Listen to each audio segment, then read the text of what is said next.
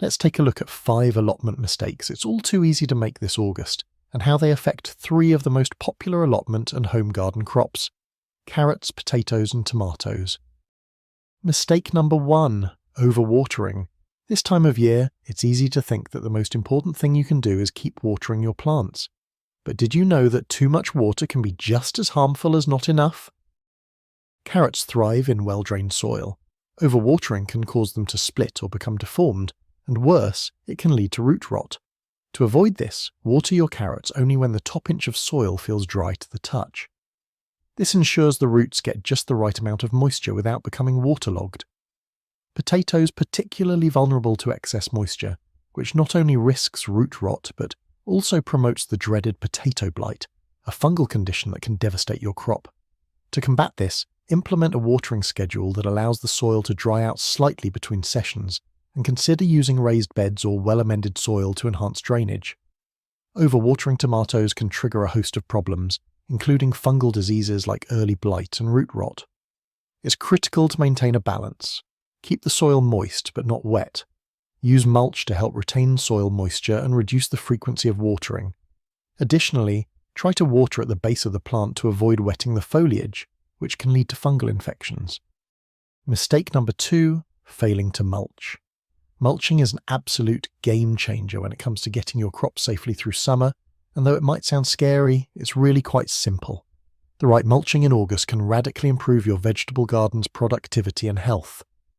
Here's why it would be a mistake to skip over this crucial step. Let's start with carrots. Mulching helps maintain soil moisture and temperature, crucial for their growth.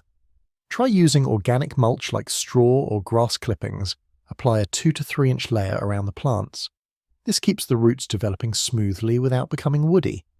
Potatoes benefit hugely from mulching. It keeps the soil cool and moist, essential for a robust tuber development. A thick layer of straw or shredded leaves is a simple and effective way to mulch.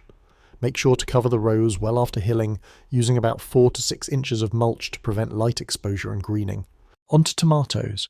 Mulching reduces watering needs and protects against soil-borne diseases. Experiment with straw or cocoa hulls for a functional and decorative touch. Place about 2 to 3 inches around the base, but avoid direct contact with the stems to prevent rot. Mistake number 3, letting weeds get out of control. This is the hobby gardener's constant battle. If you're mulching, then you've already taken the first step to helping to keep weeds under control. Carrots are quite sensitive to weed competition, but beware of weeding too aggressively. Since carrot roots are fragile, aggressive weeding can harm them, stunting growth. It's best to use a hand tool and weed gently to avoid pulling or disturbing the roots unnecessarily. Now, potatoes can handle some competition, but that doesn't mean they can't benefit from a little help if you want the best potato harvest you can get. But be sure to avoid weeding when the soil is wet. This can cause soil compaction around the potato roots and make it harder for them to develop properly. It also increases the risk of spreading diseases and pests through the damp soil. Always weed when the soil is dry enough to not clump and stick together. Tomatoes are less tolerant of weed competition, especially when young. Even though they should be well established by now, it's important to keep the weeds from taking all the nutrients you want going into growing beautiful, big and delicious tomatoes. Be sure to avoid deep hoeing around tomatoes. While using a hoe might seem efficient for clearing weeds, deep hoeing can damage the widespread, shallow roots of tomatoes. Opt for shallow cultivation or hand pulling to minimize root disturbance and protect your plants. Mistake number 4, early harvesting. It's easy to get a little carried away, but let's explore why patience is a virtue when it comes to picking carrots, potatoes and tomatoes. First up, carrots. Harvesting them too early can leave you with puny, less flavorful roots. Ideally, carrots should be harvested when they've developed a deep color and the tops are about 3/4 of an inch in diameter at the soil surface, depending on the variety. By waiting for the right size, you ensure they are sweet and crunchy, packed with all their natural goodness. Potatoes need their time in the soil to develop fully. Early harvesting results in small, tender tubers with thin skins, which are great for immediate consumption but poor for storage.